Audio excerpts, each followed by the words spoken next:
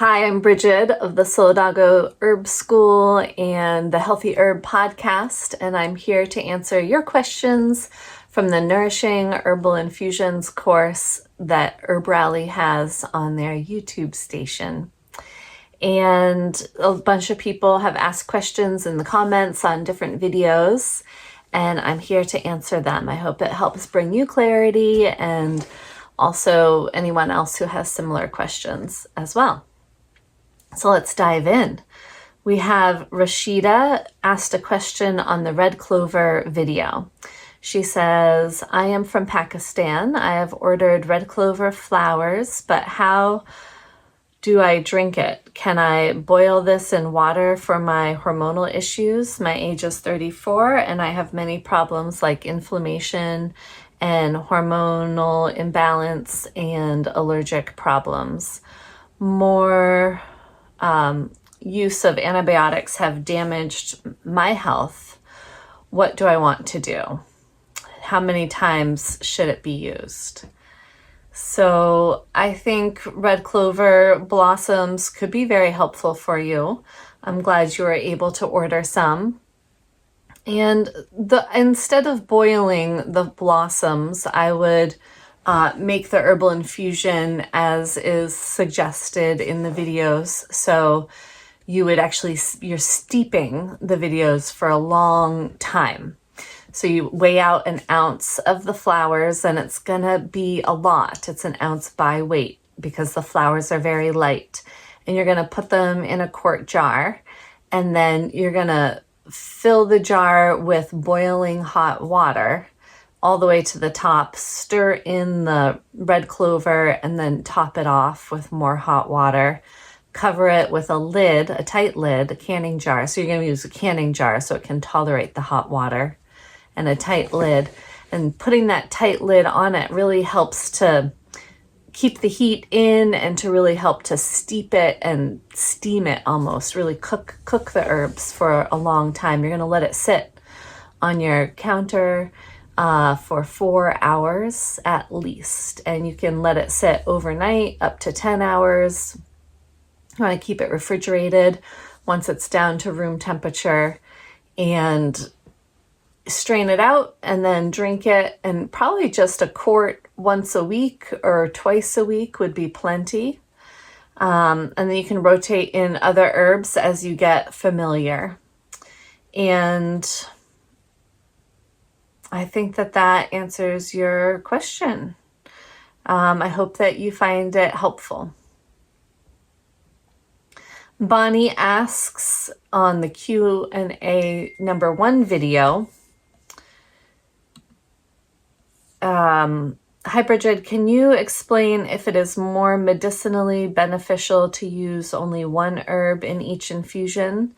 Say stinging nettle twice a week for allergies and oat straw twice a week for the nervous system.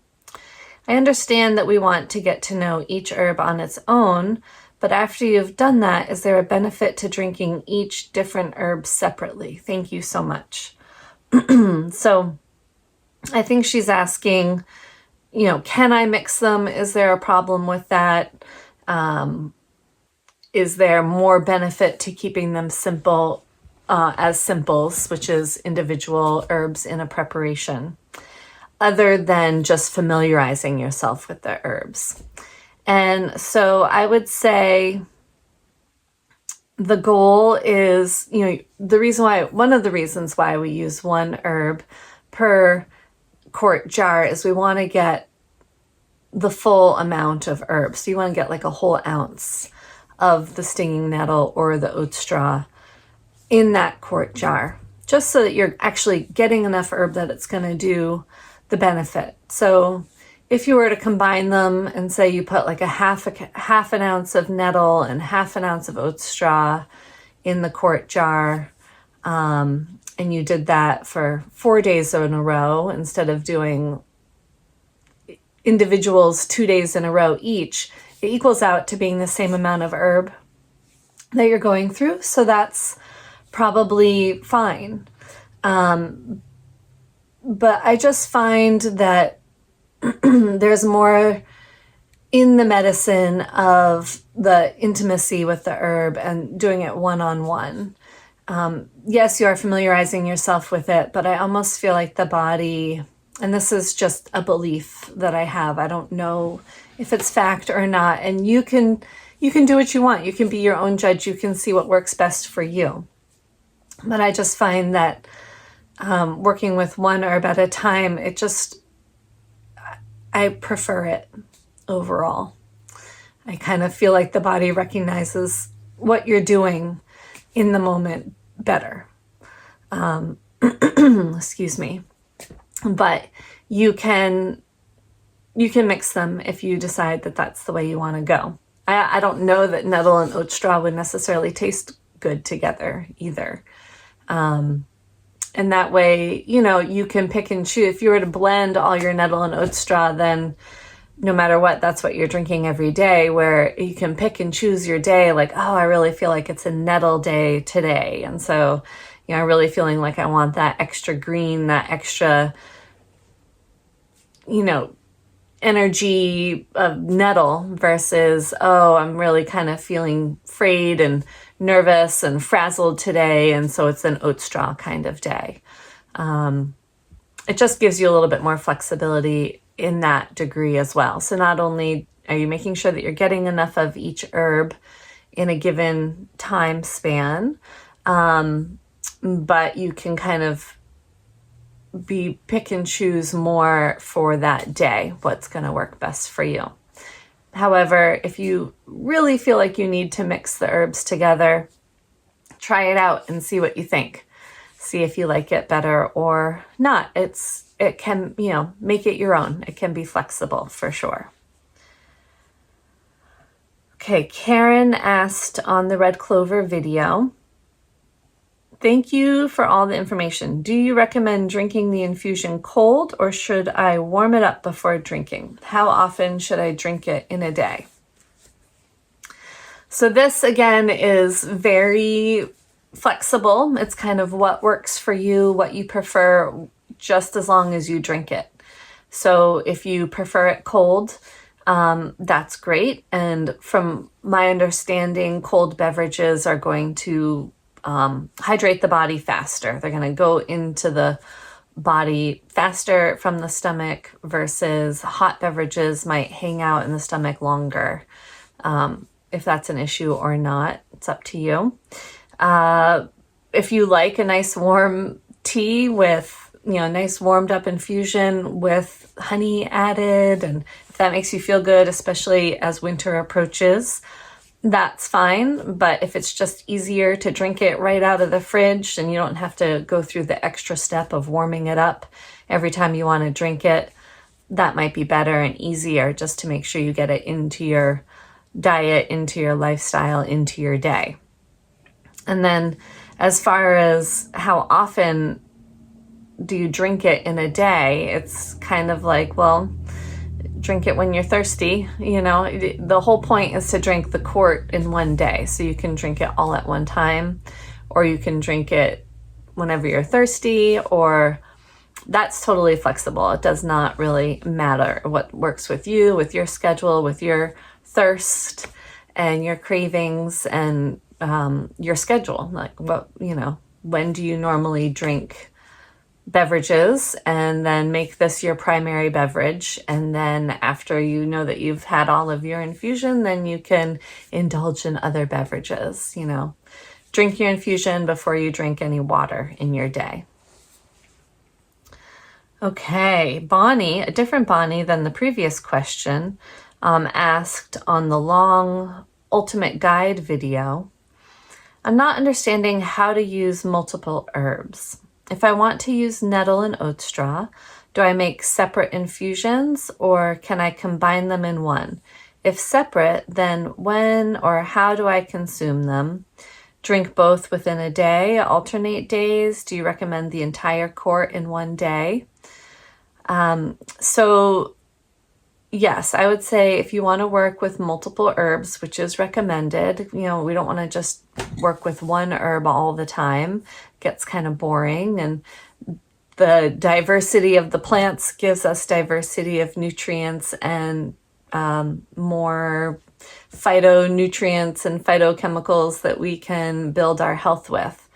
So instead of just drinking only nettle infusion, I definitely prefer to drink, nettle infusion on one day, and then oat straw infusion the next day, and then linden infusion the next day. And then maybe I'll do an adaptogen herb like astragalus root in the wintertime the next day. So within a week's time, you might be drinking infusion of 5 to 7 different herbs, but one herb per day tends to be simpler, easier. Then you can really feel it out. Like I was saying to the last Bonnie's question is, what's your mood of the day? What's your mood of the week? You can even, at the beginning of the week, you can line up 5 jars and you can make 5 different infusions with 5 different herbs. You have your nettle jar, your oat straw jar, your linden jar, your red clover jar, Comfrey jar. Make the infusions, put a tight lid on them, let them steep until they're room temperature, and then put them in the fridge without opening them or straining them.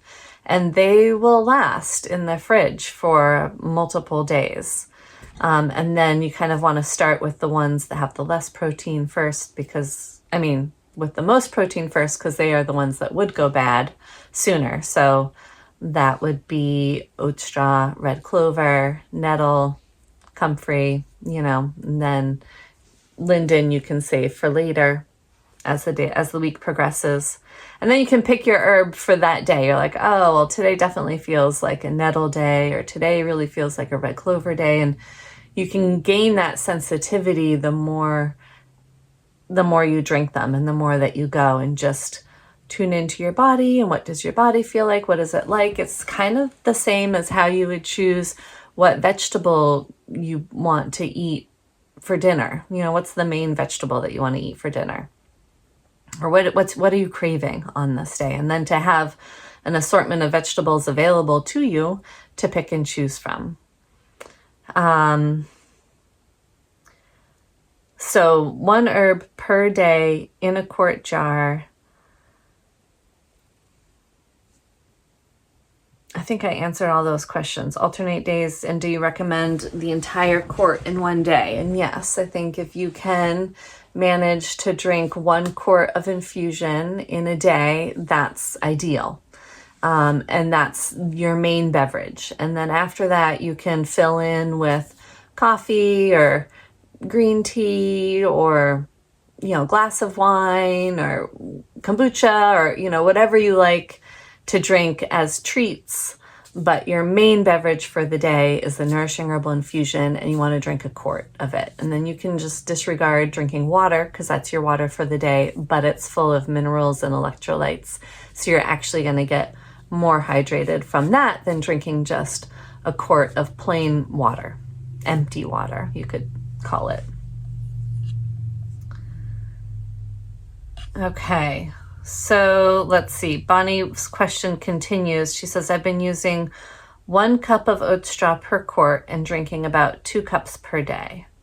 So the quart lasts 2 days. I understand you say to measure out 1 ounce per quart. Are you also saying to consume the entire quart in one day? Yes. And 1 cup is not 1 ounce by weight, and it's going to vary from herb to herb. So you're not making a very strong oat straw infusion with 1 cup per quart.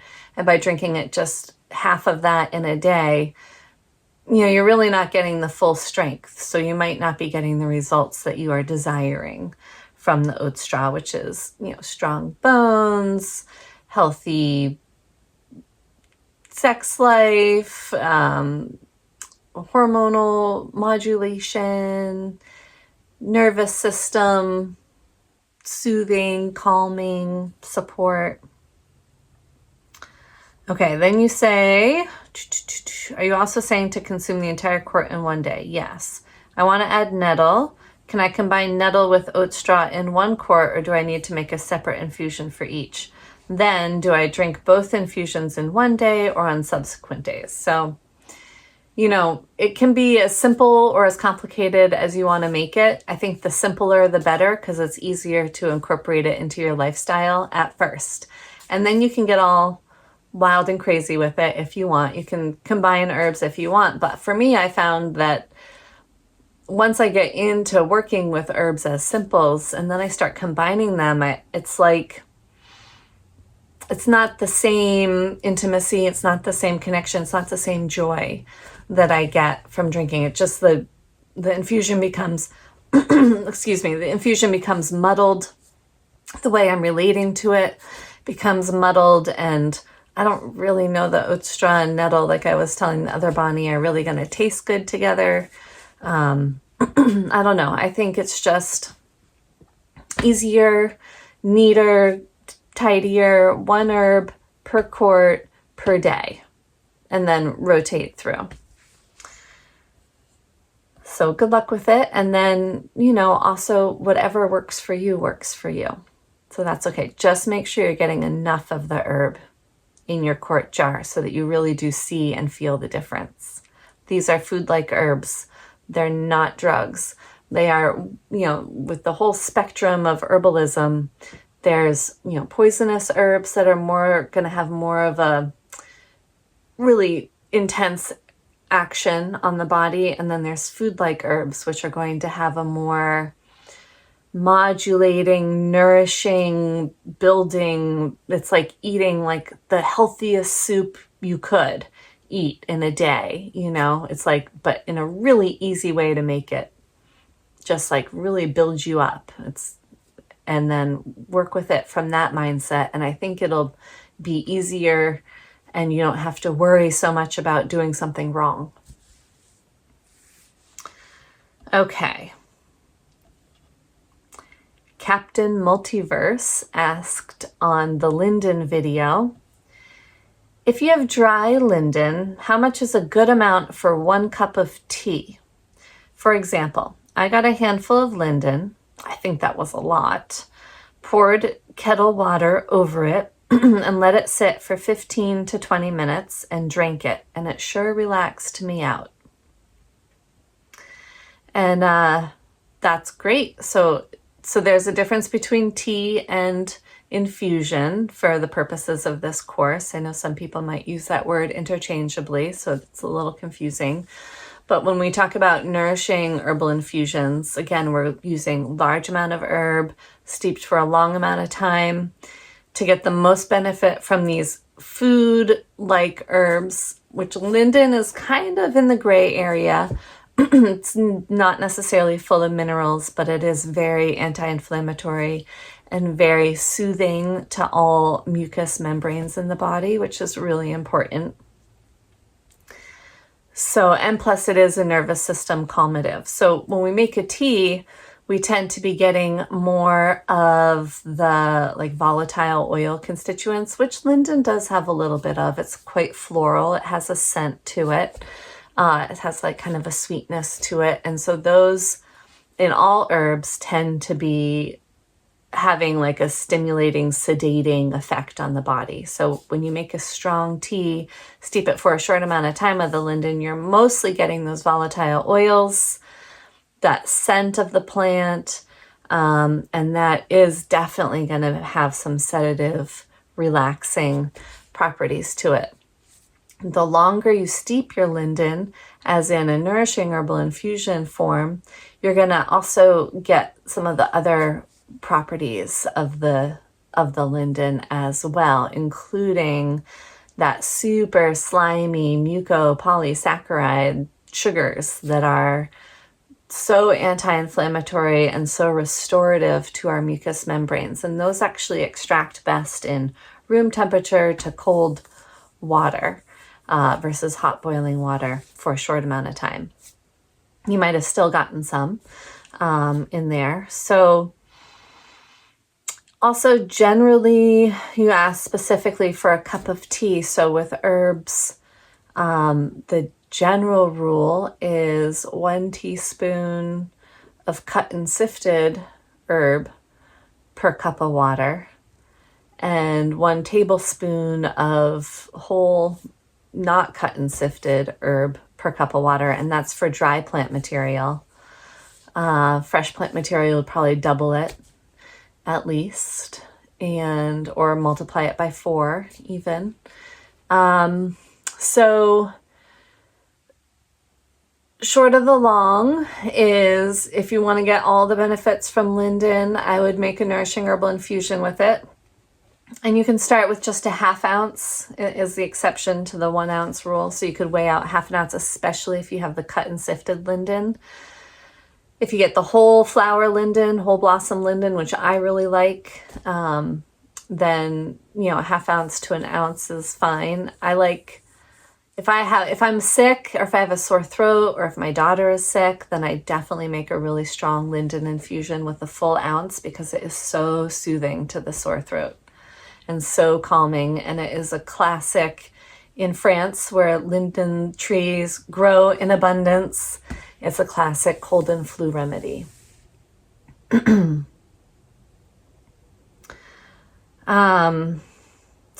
if you're just going to get a nice relaxing beverage for your evening, there's nothing wrong with drinking Linden tea, and it's going to stretch out your herb longer. But if you're going for, you know, if you have chronic inflammation in your body that you're really trying to modulate and decrease, then I would say let's make a Nourishing Herbal Infusion of Linden and drink the whole quart. And you could start with a ½ ounce or try a full ounce of the Linden. It's up to you.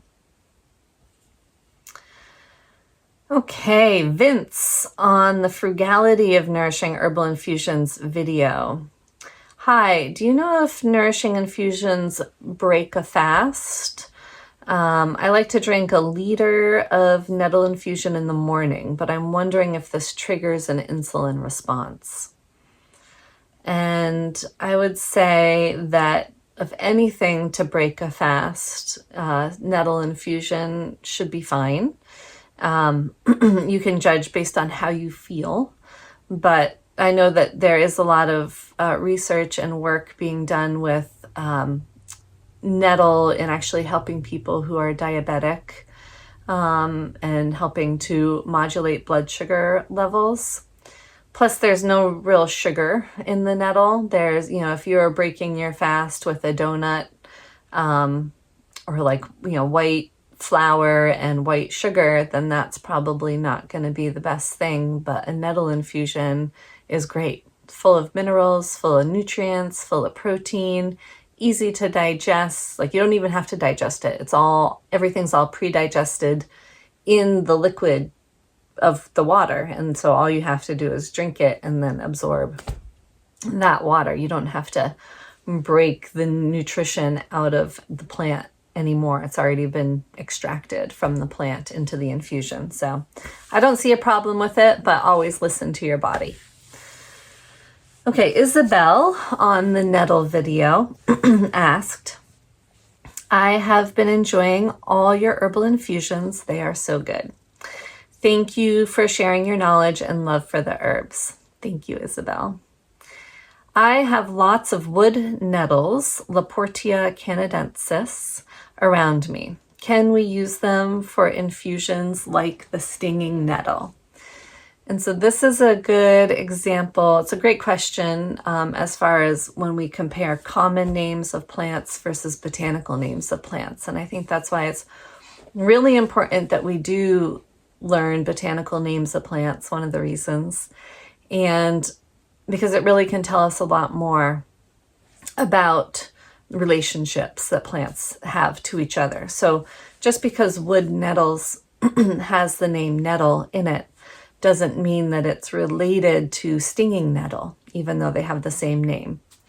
I actually honestly don't have experience with wood nettle, Laportia canadensis, so I can't tell you much about it. But Laportia is the genus, canadensis is the species. Canadensis is the species name, basically just says, okay, this is a plant that's native to North America and was maybe first discovered in Canada. Laportia is the genus, so the genus of stinging nettle is Urtica. And different genuses, which means these plants are not closely related, and I'm guessing they're probably not even in the same family. So you can't use them interchangeably or similarly. But I will tell you a way to decipher if a plant would make a good infusion plant. And there's a couple things you want to look for. One thing you want to look for is this plant a food plant? Does this plant have a history of being sauteed or cooked in soup or used as a vegetable plant?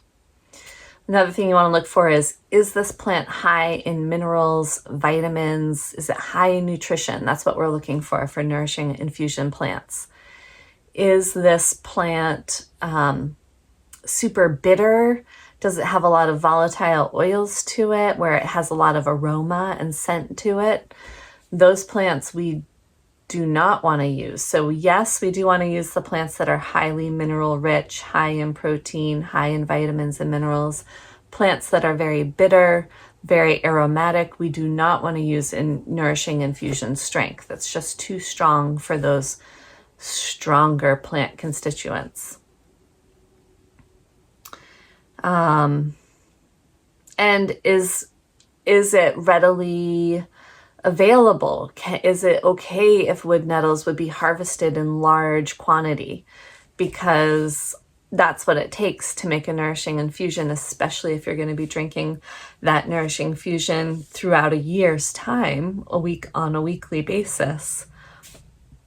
That's a lot of ounces or pounds definitely a lot of pounds by fresh weight. And, because it's maybe 2 to 4 times the fresh weight to the dry weight of the plant. So the fact, and again, I'm not super familiar with this plant, but I'm assuming it grows in the woods, wood nettle. And usually plants that grow in woods, I don't know if this is one of these or not, but usually plants that grow in the woods don't grow in abundance like you would find as weeds that grow in farm fields or plants that take over large sunny fields. So my guess would be no, I would not make an infusion with this plant. Short of the long. All right, Betsy asked on the oat straw video, I'm taking several forms of magnesium in capsule form. If I also drink oat straw infusion, will I be overdosing on magnesium? Is it possible to overdose? I would say it's possible to overdose on magnesium if you're taking it in supplement form. And I know that magnesium can be a stool softener or a laxative if you take too much of it. And so for me, that would be like, okay, I'm taking too much of this. Unless if that's the medicinal action that you're looking for from the magnesium, and then you're using it like a drug, which from my perspective, supplements are drugs.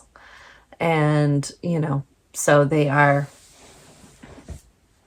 I don't really suggest that people take large amounts of supplements or supplements at all if you can avoid it, because they tend to not be readily recognized by the body. They're not going to have the same effect that magnesium in food is going to have. It's just not, because it's not how our body is made to recognize, absorb, and use minerals and nutrients. However, the minerals in oat straw and all of the infusions are really absorbable by the body. And magnesium is a super critical mineral for so much functioning in our body, throughout our body. It's very necessary. Same with calcium and magnesium. They work really well together. It's actually really important to be ingesting both calcium and magnesium for optimum effect of both of those minerals. And if you can get them in a food-like form or in a food form, not a food-like form, but in a food form, then you're really going to be getting what you need. And I've never heard of people overdosing on minerals from eating food. So eat your food, eat your oat straw, eat your oatmeal cereal, drink your oat straw, and you don't have to worry about it. But if you're messing around with supplements, you might have to worry about it. But your body will tell you, because you'll probably be having really loose stools, and then you can be like, oh, maybe this is too much magnesium. That's my take on it, anyhow. Okay, JJ asked on the Comfrey video, which Comfrey should we use? Bocking 14 or 4, which are 2 different strains of the cultivated Comfrey. And I would say it doesn't really matter, honestly, what Comfrey you're working with ultimately. As long as you're working with Comfrey leaf that is dried and in a water-based extract in an infusion. The main concern with Comfrey leaf are pyrrolizidine alkaloids, which can wreak havoc on the function of the liver by closing the vein that the blood leaves the liver from. And that can be a really serious problem. And if you're taking pyrrolizidine alkaloids straight in a pill form, then that is a serious potential, or injecting it into your body. But from all the research I did, which was a fair amount, it seems to be that the pyrrolizidine alkaloids kind of start to disappear once the leaves are dried and they're not really water soluble. So even if they were in the dried leaf, they're not going to necessarily be in the water that you're drinking, the infusion that you're drinking. So at that point, it doesn't really matter the strain. I will say that there is a book, and I think it's called Comfrey, Past, Present, and Future, that was written by, I'm sorry, I can't remember his name right now, but it was one of the main people who were doing all of this cultivating and hybridizing of Comfrey in England. And Bocking is a town, I believe. And so that's why these strains are called that. That's where they were hybridizing them. And I think in that book, he was saying the 14 was the strain that was like the lowest in PAs. But I would be impressed if you could figure out which Comfrey you are getting, if you're buying it bulk on the market, because most Comfrey is going to say Comfrey officinalis, even if it is or isn't, because it all gets kind of confusing and convoluted in a lot of ways. But ultimately, I don't think it matters if you're, again, for the infusions. The Comfrey conference that Susan Weed put on, I spoke at. It's online. You can Google it. You can find it. You can still register for it and get an amazing tome of Comfrey information with multiple herbalists, well-known herbalists, talking about their personal experiences with Comfrey, research that they've done. So if you really want to dive in, other than just taking my word for it, that would be the best place to go, I think. All about Comfrey. And same with red clover. For questions, deeper questions and understandings on red clover, Susan Weed also has a red clover conference, which I also spoke at, and that's also online, so you can check that out as well.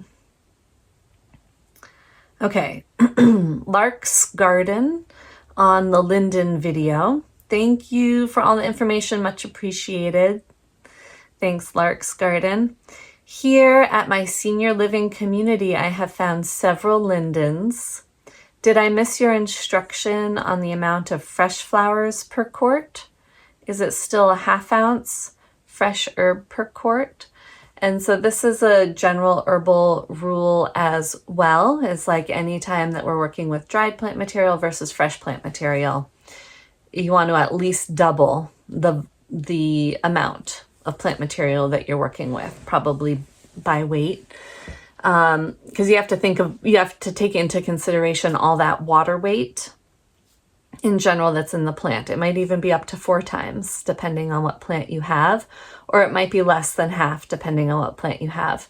If we think about linden flowers, including their samurai, they're not very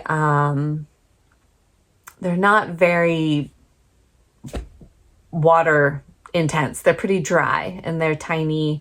And so there's probably not a lot of huge difference between wet and dry, but there still will be some difference.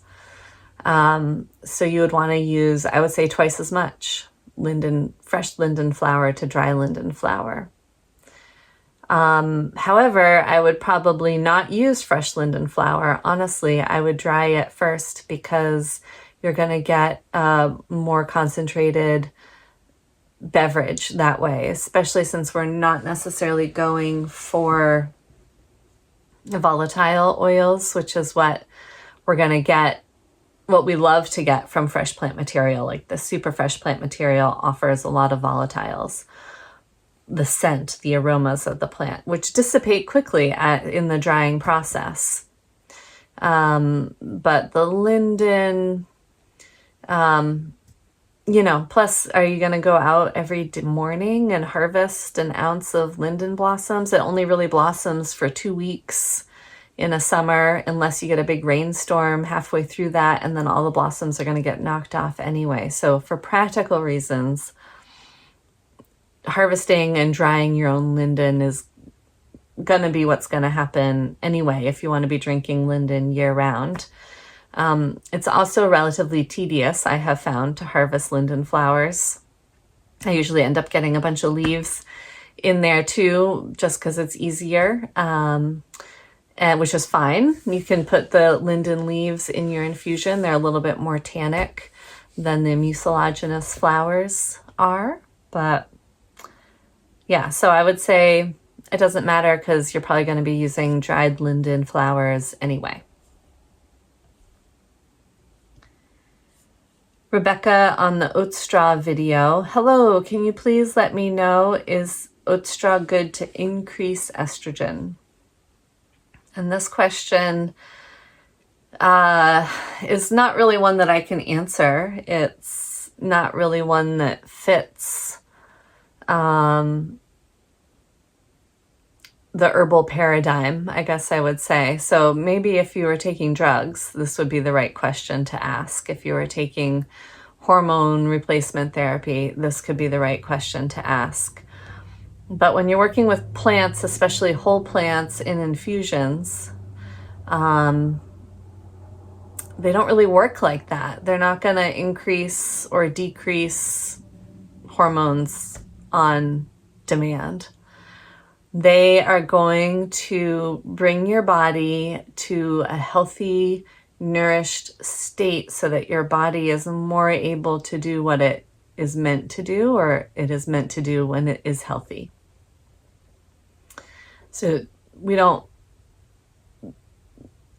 the whole thing with plants and estrogens, especially with red clover, this comes up a lot in the red clover conference I was just mentioning, is plants have constituents in them, in their seeds, in their roots, in their leaves. And if we think about the plants, vegetables that we eat, beans, carrots, spinach, whatever, in all different parts of these plants, there are constituents that the microbes in our gut can turn into chemicals that, or I don't know if chemicals is the right word, but a constituent that will bind to our receptor sites and will act like estrogen because it's binding to those receptor sites. It's like a key in a keyhole, but it's not the perfect fit of a key, which makes it more modulating because we have these environmental chemicals in, xenoestrogens that can also bind with those receptor sites in our body. And it's like a really strong bond. It is like that key is going in and it's not coming out, and it's gonna wreak havoc. It's gonna have a strong effect. With the plant constituents that our body has turned into, the microbes in our body and our gut has turned into these constituents. It's like a loose bind. It'll bind and then like come out, or it's not like the perfect fit, which means it still is going to have an estrogenic effect because it's triggering that receptor site, but it's also not going to like stay there forever. So yes, it can block the stronger estrogens from getting in there and having their like super strong effect, or it can like take the place. If there's not enough estrogen cycling around, it's going to take the place of non-existent estrogens. And that's true with like lots of plants. And then some plants might have more of these constituents that our microbes can turn into estrogens. So how is your gut health? What's the microbe situation down there? Are they doing their job? How is your liver health? Very important with hormone modulation in the body. And then also to know and understand that not only is there not one type of estrogen, there's like 30 different types of estrogen, but we have estrogen receptor sites throughout our whole body, in our brain, in our bones, and probably places we don't even know yet, honestly. And then there's, it's always dancing. Like there's never one day, there's never like a stable, steady, balanced amount of estrogen in the body for health. It's a dance. It's always ebbing and flowing and changing and fluctuating. And so, yeah, life is way too complicated. Plants are way too complicated. Our body is way too complicated to answer this question. Drugs are not so complicated, and they could answer this question, I suppose. Okay, Diane on the How to Make Infusions video. How do I get unbleached flour sack towels? And I honestly get flour sack towels through Amazon, or through my local variety store. I'll ask them to order them for me. But they're not necessarily unbleached. So if you can't find, the unbleached flour sack towels, I would ask like your local health food store, see if they can special order you something. If you really need to have it be unbleached, which I totally get, and you can't find them, then something you can do instead of using the towels as a strainer is you can use a fine metal mesh strainer and put your herbs in it, and then strain it through the mesh strainer, and then squeeze the herbs with your bare hands to get the juices out of them. Okay, Kavana on the question and answer number 3 video. Bridget and Mason, I reviewed the section regarding debated herbs. I'm sorry to have bothered you. It's very clear in the video and my notes.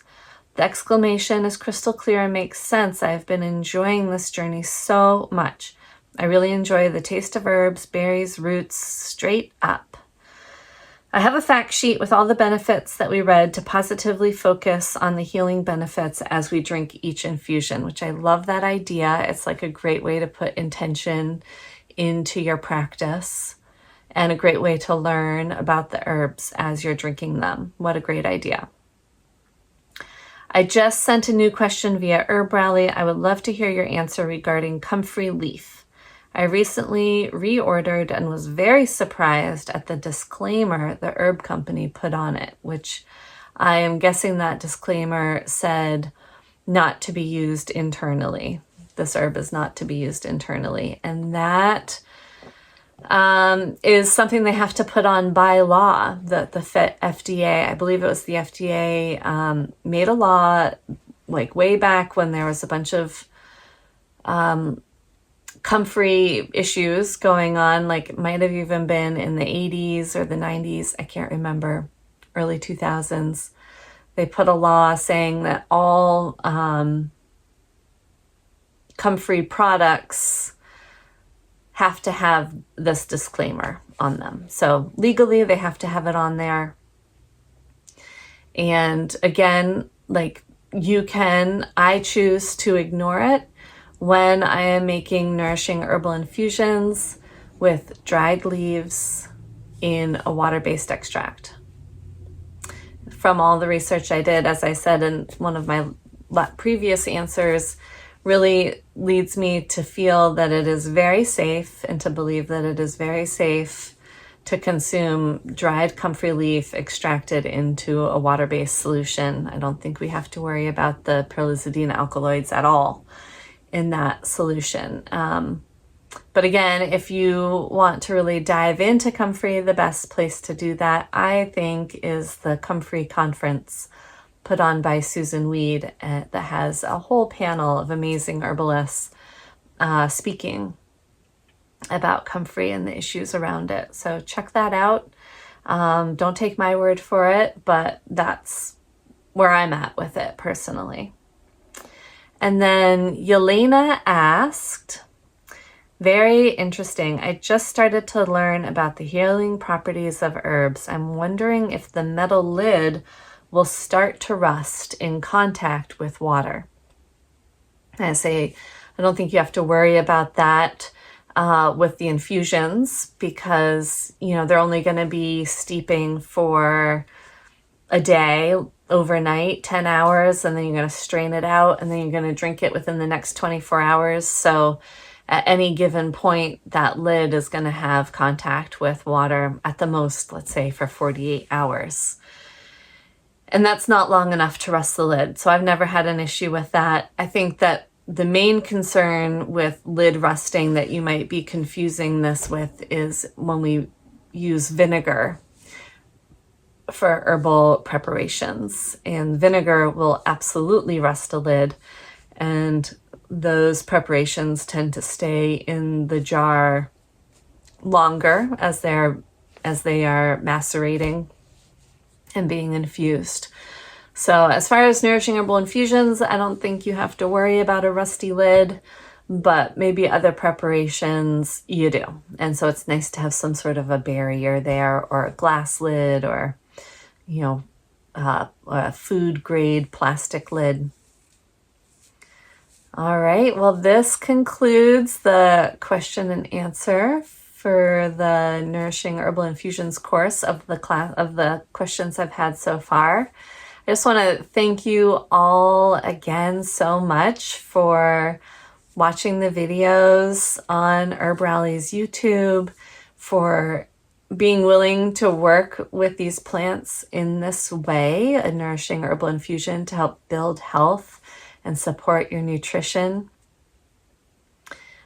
Keep asking questions. I really enjoy getting them and answering them. And I really hope that you enjoy your own personal journey with the nourishing infusions and with herbalism in general. Don't forget to check out my podcast, the Healthy Herb Podcast, as well, where I have lots of detailed information on all sorts of herbs and herbal topics. Thanks so much.